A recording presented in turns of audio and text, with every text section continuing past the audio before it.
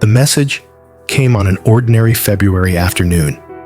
The sky was dull, the air heavy, the kind of day where you keep your head down and move from one thing to the next without thinking too hard.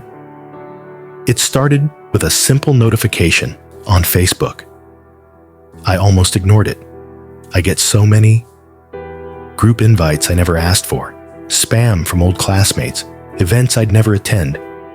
But this one made my chest tighten. It was from a man claiming to be my father. Not the man who raised me. Not someone I'd even met. No, my biological father. I stared at the screen. I'd been given up for adoption the moment I entered this world. There was no memory of him to dust off.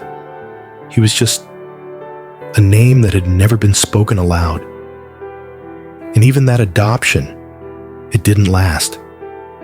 I wasn't the child in the tearful Hallmark montage who finally found her forever home. My forever home never came. Instead, I grew up in foster care, moving from house to house, packing my life into trash bags more times than I can count, living in rooms that never felt like mine. I learned to stop unpacking completely because there was no point. I learned to survive until 18. Then I could finally stop moving, stop explaining myself, stop waiting for people to change their minds. Now I was 19, in college, clinging to the small foundation I was building for myself. And here was this man, the man whose DNA I carried, saying he wanted to meet me. We messaged for a while. It was polite, careful. I didn't tell him about my childhood.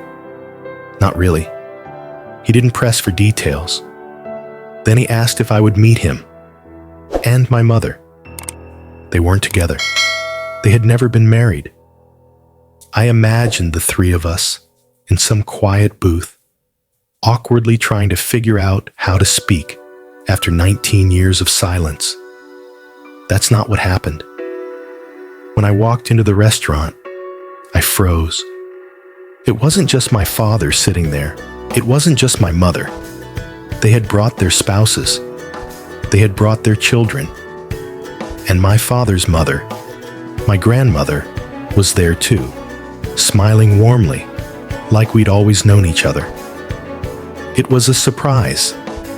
But for me, it felt like an ambush. I was already bracing myself for the emotional weight of meeting two strangers who happened to be my parents.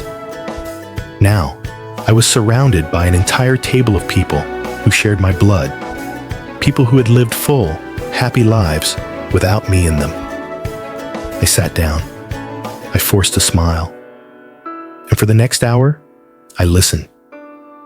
They told stories about their kids, the vacations they'd taken, the milestones their children had reached. Their voices were light, full of pride, full of love. And I sat there thinking, they loved them enough to stay. They kept them.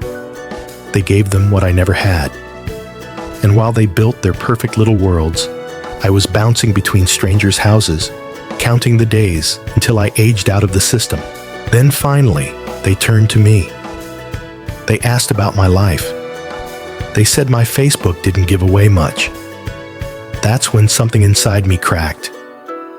The words came out tangled in tears.